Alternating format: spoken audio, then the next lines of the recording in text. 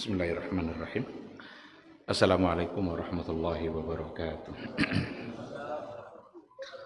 Alhamdulillah, wassalatu wassalamu ala rasulillah wa ala alihi wa sahbihi wa mawala. Ikhwati fillah, ma'asyiral hadirin wal hadirat, rahimani Allah wa iyyakum. Setelah kita melaksanakan salat Isya, kita akan coba kembali melanjutkan sedikit dari materi kita, konsekuensi sebuah keyakinan. Kita sudah bahas satu konsekuensi dari keyakinan itu adalah pengorbanan. Untuk mempertahankan sebuah keyakinan, maka kita harus juga siap untuk berkorban. Dan ternyata memang semua bentuk ketaatan yang kita lakukan untuk Allah Subhanahu wa Ta'ala, di situ akan selalu ada unsur pengorbanannya. Ada sesuatu yang kita korbankan, ada kepentingan kita yang kita mundurkan dulu untuk kemudian kita mengedepankan apa yang diinginkan oleh Allah Subhanahu wa Ta'ala, dan semua itu adalah bagian dari ujian. Ketika lagi rame-ramenya pelanggan umpamanya, datang azan, ini harus kita korbankan. Kita kedepankan keinginan Allah Subhanahu wa Ta'ala. Kita tinggalkan dulu keuntungan dunia yang seharusnya kita dapatkan demi mengejar ridha Allah Subhanahu wa Ta'ala. Dan semua itu akan mudah untuk dilaksanakan bagi orang-orang yang tidak ragu dengan apa yang dijanjikan oleh Allah dan oleh Rasulullah Sallallahu Alaihi Wasallam. Sekarang kita masuk pada poin yang kedua. Konsekuensi dari sebuah keyakinan yang kedua adalah ketundukan dan ketaatan mutlak. Ketundukan dan ketaatan mutlak. Dalam hal ini, akal harus selalu tunduk kepada ketentuan Allah dan Rasul-Nya. Keyakinan kita kepada Allah dan Rasul, keyakinan kita kepada konsekuensi apa makna dari la ilaha illallah, itu harus melahirkan ketundukan dan ketaatan secara mutlak. Ini ketundukan ini tanpa tapi. Urusan kok tapi, itu tapi itu tidak boleh dulu. Kalau ada tapi itu berarti tidak ketundukan secara mutlak. Dan ketundukan secara mutlak itu pada empat hal. Tasdiquhu fima amar. Yang pertama, tasdiquhu fima amar, membenarkan pada semua yang telah Allah khabarkan. Tasdiquhu fima akhbar. Yang kedua, ta'atuhu fima amar, mentaati apa yang telah dia perintahkan. Yang ketiga, wajtinabu ma naha anhu wa zajar, menghindari atau menjauhkan diri kita dari apa yang telah dia larang. Wajtinabu ma naha anhu wa zajar. Dan yang keempat, wa alla yu'bad aw la ya'budallah illa bima syara, bahwa sesungguhnya dia tidak beribadah kepada Allah illa bima syara, kecuali dengan apa yang telah dia syariatkan. Ini empat hal ketundukan dan ketaatan kita secara mutlak. Dan itu konsekuensi dari keyakinan. Lafaz la ilaha illallah yang terucap oleh lisan kita, diyakini oleh hati kita, harus diaplikasikan dalam bentuk ketundukan dan ketaatan secara mutlak pada empat hal. Tasdiquhu fima akhbar, kita benarkan semua yang Allah beritakan, benarkan. Ta'atuhu fima amar, kita taati apa yang telah dia perintahkan. Wajtinabu ma naha anhu wa zajar, kita jauhkan pula diri kita dari semua yang telah dia larang. Wa alla ya'budallah, dan kita tidak boleh menyembah Allah, beribadah kepada Allah illa bima syara, kecuali dan apa yang telah dia syariatkan. Mari kita coba lihat. Tasdiquhu fima akhbar itu konsekuensi dari keyakinan kita kepada Allah. Tidak mungkin kita yakin pada Allah tapi kita tidak membenarkan apa yang dia beritakan. Dan yakin dong kayak bulan tu tapi tidak percaya orangnya. Mungkin? Tidak ada kan? Yakin dong kayak ini tapi nanti aku tidak percaya orangnya. Itu tidak bisa dah. Kalau kayak manusia mungkin, tapi kepada Allah ketika kita sudah meyakini Allah sebagai Rabb, ilah, ma'bud bihaq, hanya Allah saja yang pantas sudah sembah. Kalau kita sudah yakin, maka konsekuensinya kita mesti membenarkan semua yang telah dia beritakan, yang telah dia sampaikan. Fima akhbar, apa yang telah disampaikan oleh Allah Subhanahu wa taala, semuanya ada dalam Al-Qur'anul Karim. Oleh karena itu, keyakinan kita konsekuensinya adalah membenarkan semua yang ada dalam Al-Qur'an. Apa saja isi Al-Qur'an? Banyak. Di antara isi Al-Qur'an itu ada ahkam, ada hukum. Di antara isi Al-Qur'an itu ada kisah-kisah yang telah berlalu. Kisah umat yang telah terdahulu.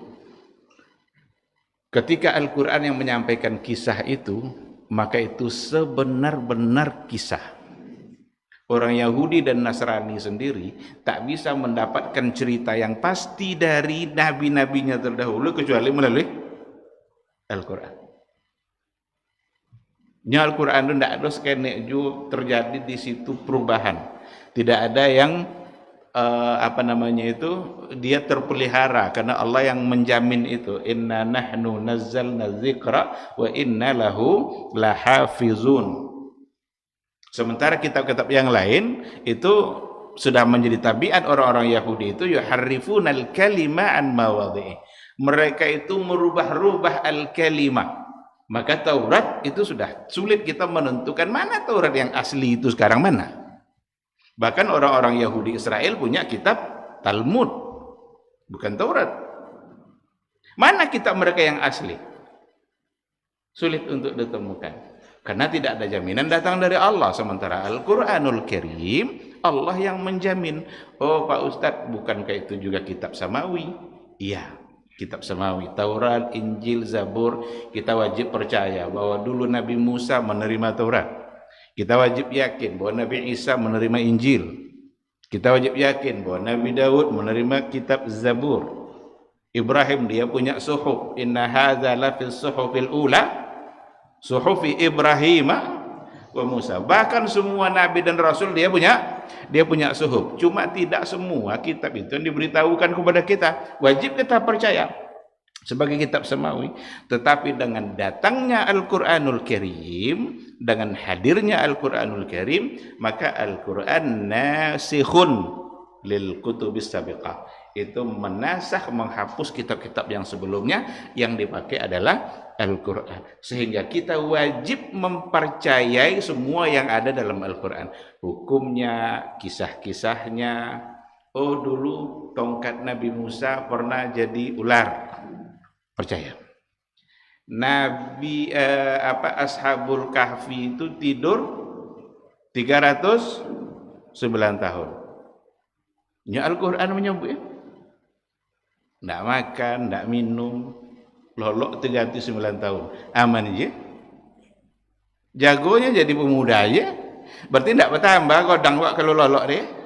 Jadi kalau tidak nak godang-godang untuk lolok tu. Tidak bertambah kadang, pastinya bangun, masyarakat sudah berubah. Yang dulu sudah pada mati. Ini cenderung tu yang jadi anak-anak muda ibu. Adi boleh piti ke pasar kan masa tidak laku lah. Karena piti itu dulu laku pada 300 tahun yang lalu. Ketika ada raja zalim yang menguasai ketika itu, maka mereka lari menyelamatkan imannya. Ini lagi-lagi persoalan keyakinan. Dia lari menyelamatkan keyakinannya itu, dan dengan keyakinan itu dia siap untuk berada di dalam gua. Ndak begitu, ndak ada bajak makannya. Jadi, ikhwati billah, itu kisah-kisah.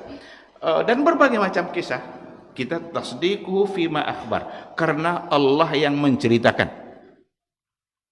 Jangan seperti sekelompok lagi-lagi. Saya cukup banyak membaca kadang hal-hal yang disampaikan, dilontarkan pemikiran-pemikiran oleh sebagian orang-orang liberal. Apa katanya? Untuk kisah-kisah dalam Al-Quran, yang penting itu bukan benar atau salahnya, tapi ibrahnya. Ini ungkapan, ini beracun.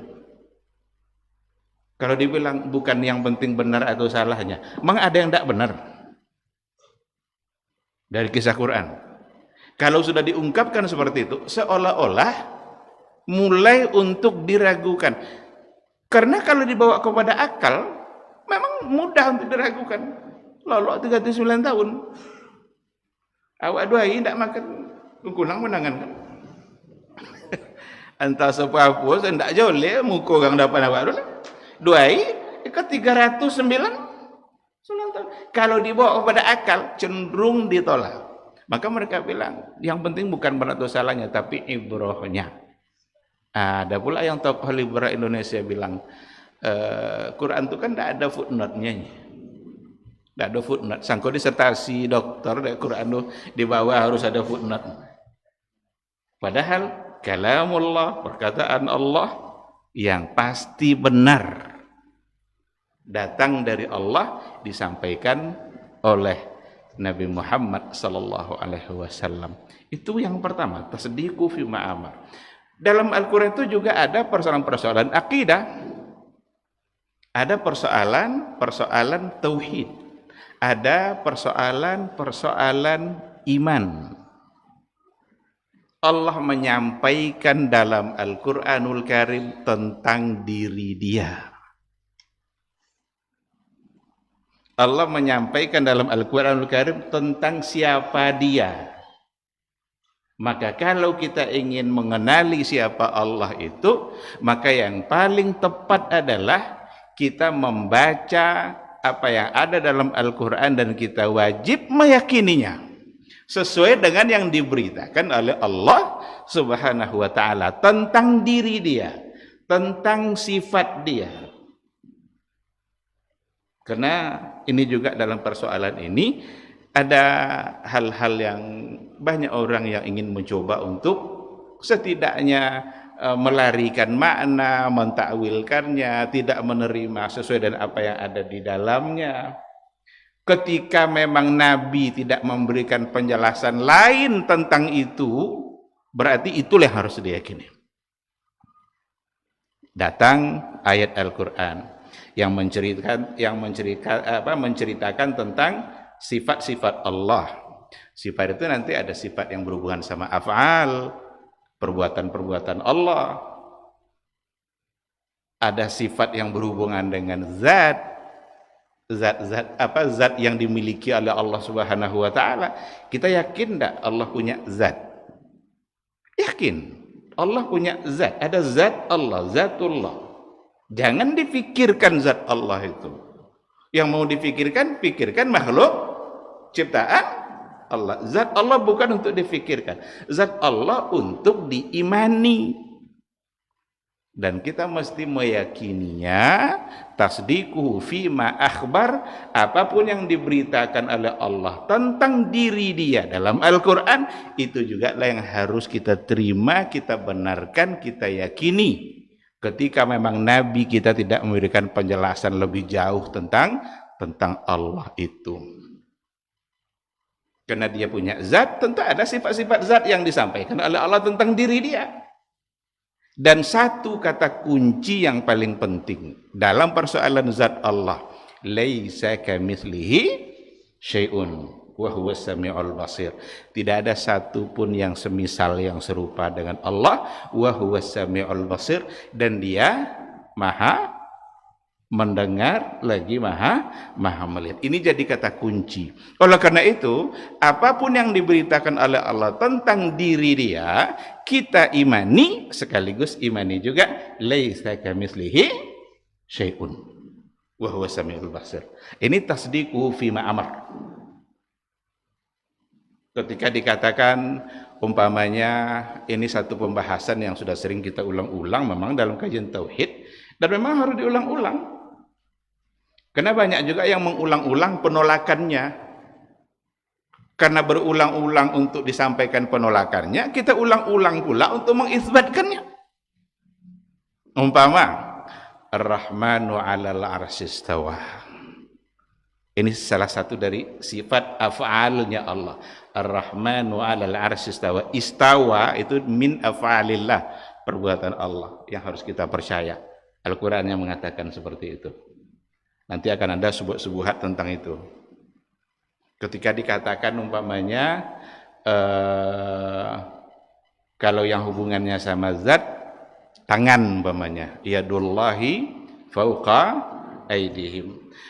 Ayat yang lain ketika Allah menyuruh iblis untuk sujud kepada Adam, dia kan tidak mau. Ma mana'aka an tasjuda lima khalaqtu bi yadayya. Apa yang menghalangi kamu untuk sujud kepada sesuatu yang telah aku ciptakan dengan kedua yadayya, dengan kedua tangan saya. Ini ikhbar. Ini adalah informasi yang ada dalam Al-Qur'anul Karim. Konsekuensi dari kita berkeyakinan, tasdiquhu fima akhbar. Kita membenarkan apa yang telah dia beritakan. Ketika Allah yang memberitakan, mengisbatkan pada diri dia biyadaya, dengan dua tangan, dan Nabi tidak pernah memberikan penjelasan makna yadaya kepada makna yang lain.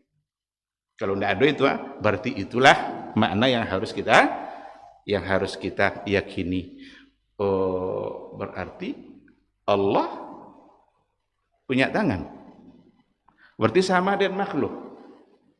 Ini ketika logika sudah bermain, ke situ arahnya, larinya ke situ. Kenapa banyak yang menolak? Karena seolah-olah kata tangan itu adalah hanya untuk makhluk, tidak pantas disematkan kepada Allah. Padahal Allah sendiri bilang laisa kamitslihi syai'un. Nanti akan muncul pertanyaan. Bisa nggak tahu apakah datang pertanyaan itu dari Asy'ariyah yang dulu atau enggak. Tapi Asy'ariyah sekarang selalu menanyakan, apakah tangan itu bagian dari jarihah? Jarihah itu tubuh. Sekarang lepaskan kata jarihah itu. Sekarang Allah punya zat. Dan salah satu dari sifat zatnya adalah tangan. Dan Allah mengatakan dia tidak serupa dengan apapun. Berarti tangan Allah tidak serupa dengan tangan makhluk. Kenapa harus yang terbayang kalau disebut tangan itu adalah kita? Sekarang saya berikan contoh. Ini salah satu syubhat yang selalu muncul. Kita bisa baca kalau kita lewat jalan tol, itu biasanya ada bacanya begini. Dilarang parkir di bahu jalan. Dilarang parkir di bahu jalan. Kalau wak baca tuh tekanang dewak bahu awak. Ingat enggak kita? Terbayang dewak bahu awak. Jangan parkir di bahu jalan. Atau umpama tolong asah pisau tuh yang ya mata pisau lah majalnya umpama mata pisau. Kenapa mata pisau? Ketika disebut mata pisau, terkadang enggak mata awak? Atau mata pancing. Siapa suka mancing sekarang? Mancing-mancing banyak sih kemarin. Mata pancing. Ketika dibilang mata pancing, terkadang enggak mata awak? Enggak kan? Jadi sesama makhluk saja ketika disebut mata, enggak mesti yang terbayang mata kita. Apalagi untuk Allah ketika dia bilang mata, Allah sendiri sudah katakan laisa kamitslihi syai'. Tidak ada yang serupa dengan Allah. Berarti Allah punya mata, dia yang bilang. Allah punya tangan, dia yang bilang.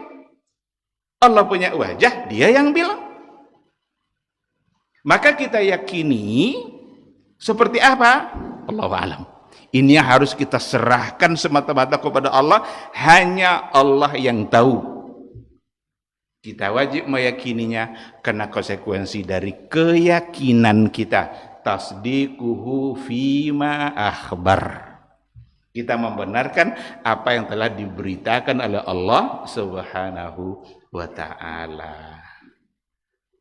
Ini kita ulang-ulang, tidak apa-apa kita ulang-ulang. Karena memang harus diulang-ulang. Biar semakin kokoh dan semakin banyak yang paham. Karena akan selalu ada subuhat-subuhat yang dilontarkan. Nah, imani sekaligus imani laisa kamitslihi syai'un. Jadi tidak ada kemestian ketika disebut tangan umpamanya yang terbayang di awak. Tangan awak sebagai manusia. Itulah contoh bahu jalan. Mana enggak bahu jalan dulu? Contoh apa? Telinga kualinya umpama kan. Tak dah ngodak telinga kuali kan ya kan? Berarti ada telinga kuali kan? Sama jawab. Enggak. Jadi salah besar ketika disebutkan satu sifat yang ada hubungan sama zat Allah dalam Al-Quran lalu ditolak hanya karena dugaan nanti menyamakan dan makhluk. Ini salah besar. Kenapa kita katakan seperti itu? Karena Nabi dulu tidak menolaknya, Nabi dulu mengimaninya, Nabi dulu percaya kalaulah memang tangan di situ bukan maknanya tangan, maka Nabi pasti akan menyampaikannya.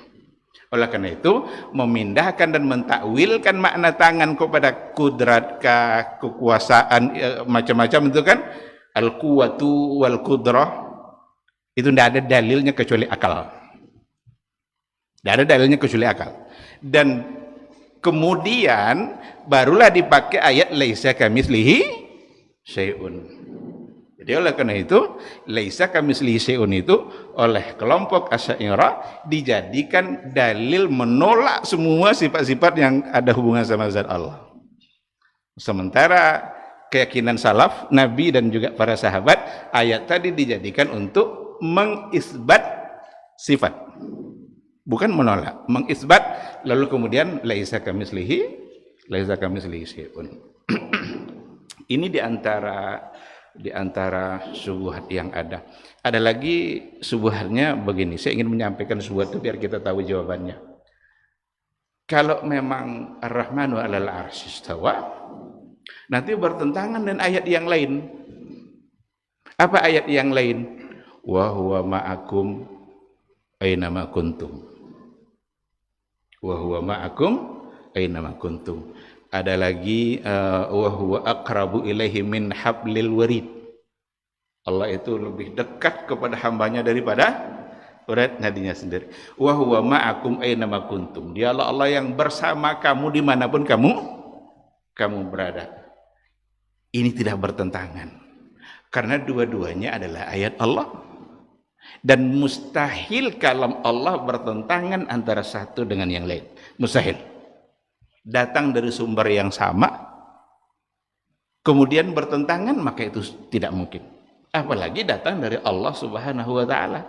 Oleh karena itu, dua-duanya benar, dua-duanya tidak bertentangan, tinggal lagi kita yang harus memahami. Makanya perlu kita kembali kepada apa yang disampaikan oleh para ulama.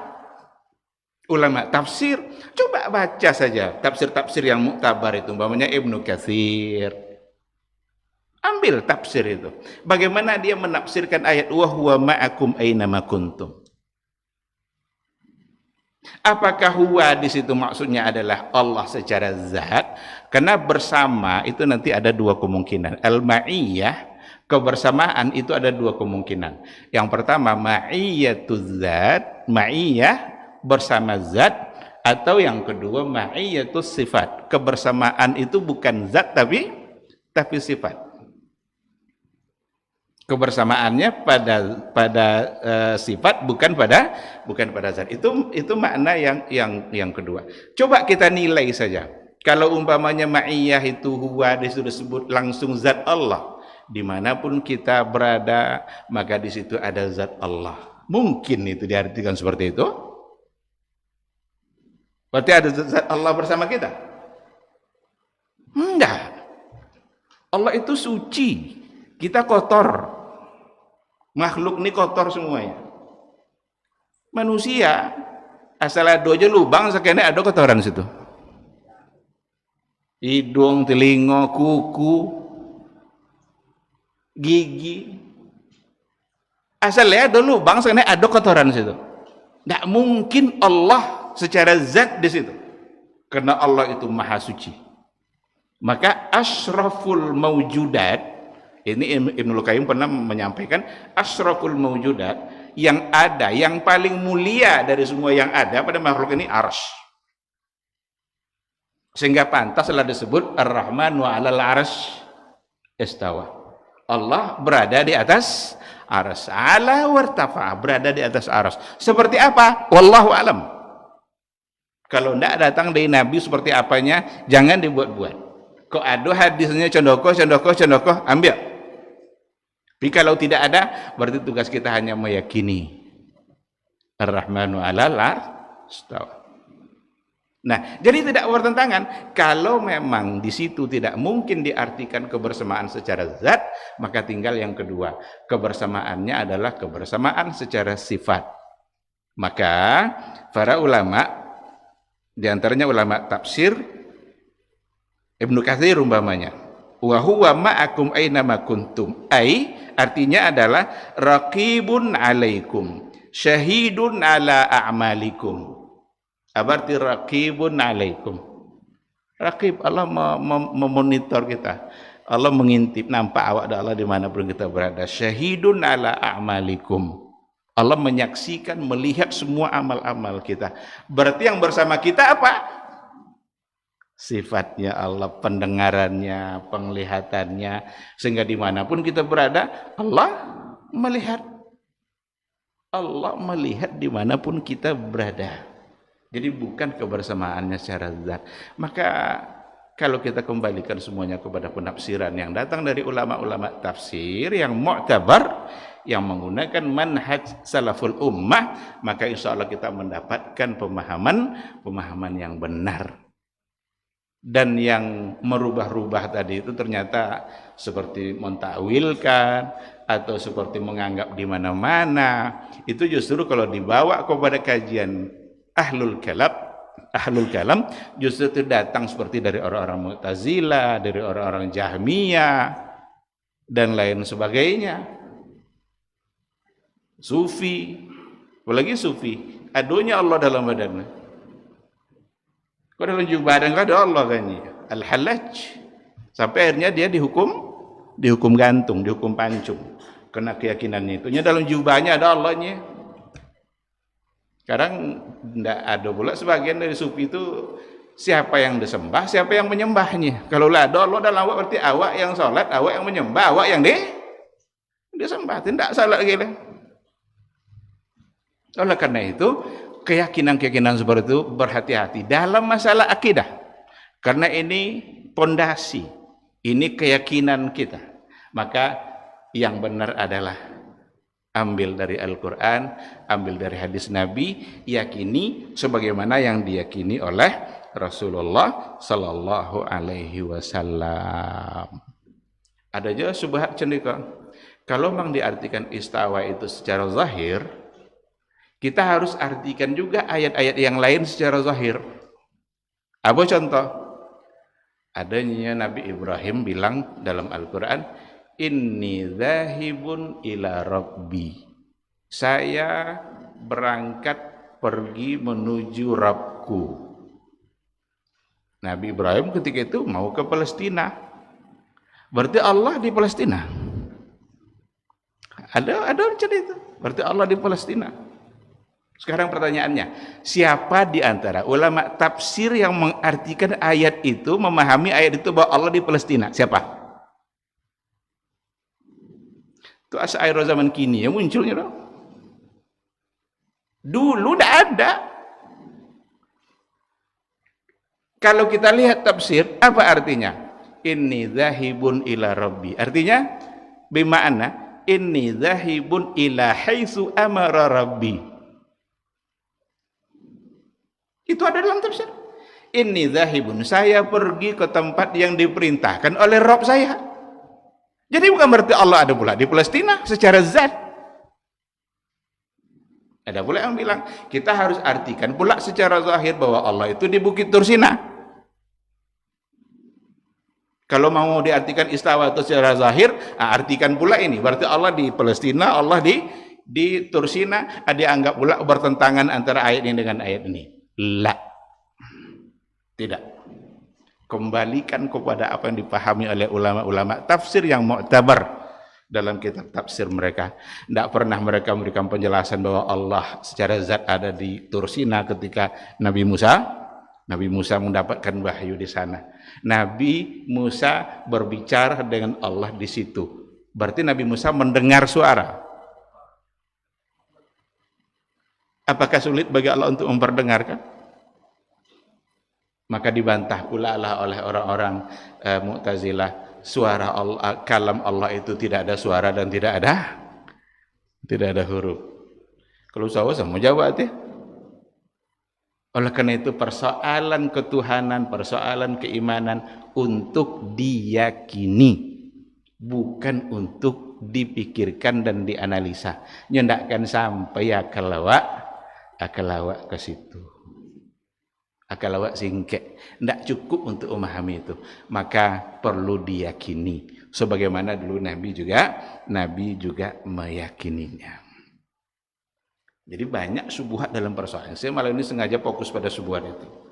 Ada yang bilang begini, satu subuhat, ada lagi, kan wa yabqa wajhu rabbika dzul jalali wal ikram, maka kekallah wajah Rabbmu. Apa subuhat yang disampaikan? Kalau wajah kekal, berarti tangan enggak? Ini wajah rumah yang kekal kan? Berarti tangan, kaki. Kita mengimani Allah punya tangan, karena ada ayatnya, yadullahi fawqa aydihim, ma mana'aka an tasjuda lima khalaqtu biyadayya. Sekarang Allah bilang, wa yabqa wajhu rabbik, kullu syai'in halikun illa wajah, segala sesuatu akan binasa kecuali wajah Allah. Berarti wajahnya aja. Ini subuhat yang kalau kita tidak paham, tidak mengerti, ini mudah untuk diterima subuhat ini. Padahal kalau kita kembalikan kepada apa yang dipahami oleh ulama salaf, tidak akan ada satupun yang bertentangan. Ketika disebut wajah, itu sesungguhnya mencakup kepada semua, dan itu malikul wajh, pemilik wajah. Saya berikan contoh hadis. Ada hadis Nabi bilang begini, man sama yauman fi sabilillah, barang siapa yang puasa sehari di jalan Allah, ba'adallahu wajhahu anin nari sab'ina kharifah, Allah akan jauhkan wajahnya dari neraka 70 tahun perjalanan. Allah akan jauhkan wajahnya dari neraka. Itu cik wajah aja jauhnya. Badan enggak jauh dari telinga, kaki awak. Ketika dibilang wajah, hanya wajah saja yang dijauhkan. Nah, maka ketika disebut wajah, itu sesungguhnya maksudnya malikul wajah, pemilik wajah. Berarti Allah yang tidak akan hancur, yang lain hancur semuanya. Karena kalau dibawa kepada logika tadi, dijauhkanlah wajahnya dari neraka 70 tahun perjalanan. Berarti kaki awak enggak jauh orang? Tinggi kaki kan? Nah, kalau awak tahu saja kawan lelama ndak tahu. Mana aja ndak boleh nampak wajahnya. Wajah aja nampaknya. Yang ternyata memang wajah itu kalau dibawa kepada kita sesuatu yang kita bisa mengenal seseorang itu melalui wajah. Kalau nampak ada awak di pintu tu tangan orang tontu ndak ada awak siapa orang? Ndak. Nampak lo ada awak punggung bawah. Tentu dapat siapa orang alun je tu. Tapi di julum muka iya, ikut tak nampak dah kan? Hanya muka. Tahu tak kita siapa orangnya? Tu cik wajah aja di situ. Jadi Allah beri kita akal, tu guna akal tu. Digunakan, jangan disimpan. Oleh karena itu, pada saat dikatakan seluruhnya hancur kecuali wajah, itu bukanlah berarti nanti kita juga harus meyakini hanya wajah, kemudian yang lain tidak. Jadi tidak ada lagi alasan untuk menolak.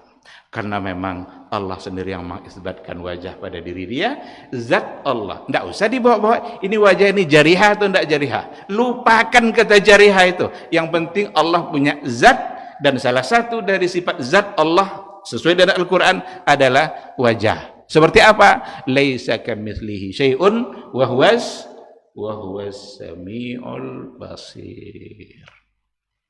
Maka konsekuensi dari kita berkeyakinan tasdiquhu fima akhbar. Kita membenarkan apa yang telah diberitakan oleh Allah Subhanahu wa taala. Dah, itu yang pertama. Pinang kedua tiga ko sanang lagi tidak perlu penjabaran. Poin yang kedua, bentuk ketudukan ketaatan taatuhu fima amar. Lah jadi kan? Kita mentaati apa yang telah dia perintahkan. Mana yang wajib, maka itu sesuatu yang harus kita tanamkan dalam hati kita untuk terlaksana. Semua telah diperintahkan oleh Allah, itu menjadi kewajiban kita untuk melaksanakan. Meskipun nanti perintah itu bertingkat-tingkat. Nah itu kalau dibawa kepada kajian usul fikih, tentu ada bagian-bagiannya kan. Perintah itu ada yang untuk wajib, ada yang untuk sunnah, bahkan ada perintah yang sekedar untuk mubah-mubah saja, membabil ibahah, membabil irsyad. Terlepas dari itu semua, yang penting perintah itu untuk dilaksanakan, wajibkah atau tidak, itu sesuai dengan apa yang dibahas oleh para ulama. Kemudian pada yang ketiga, wastinabu manaha anhu wazajar, kita jauhi pula apa yang dilarang. Kalau tadi yang diperintahkan untuk dikerjakan dan yang dilarang untuk dijauhi. Nyala jauhi dilarang dari rumah. Kalau kita sudah yakin kepada Allah sebagai Rabb, kepada Rasul kita, maka otomatis kita harus mengikuti arahan-arahan dia. Janjinya, jantia nyawa. Iyoninya, iyo te nyawa. Itulah bukti iman kita, dan di situ akan ada pengorbanannya. Sedangkan pada poin yang terakhir, wa alla ya'budallah illa bima syara, dia tidak menyembah Allah, tidak beribadah illa bima syara, kecuali apa yang telah dia syariatkan.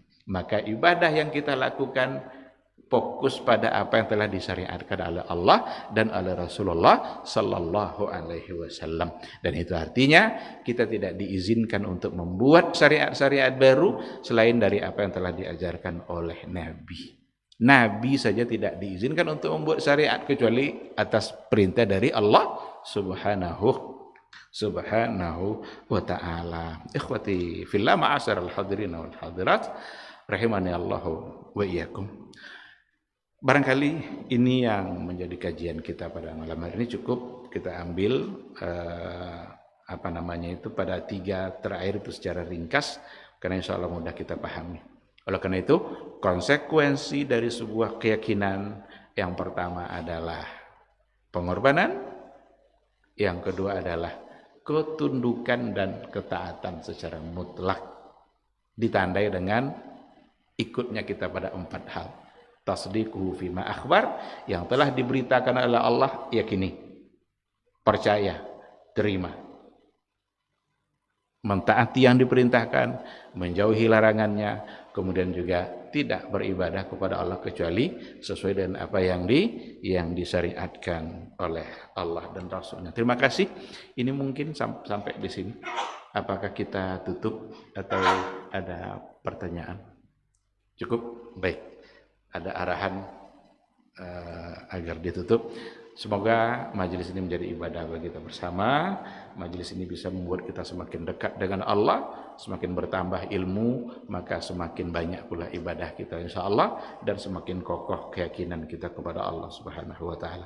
Subhanakallahumma wa bihamdika asyhadu an la ilaha illa anta astaghfiruka wa atubu ilaik. Wassalamualaikum warahmatullahi wabarakatuh.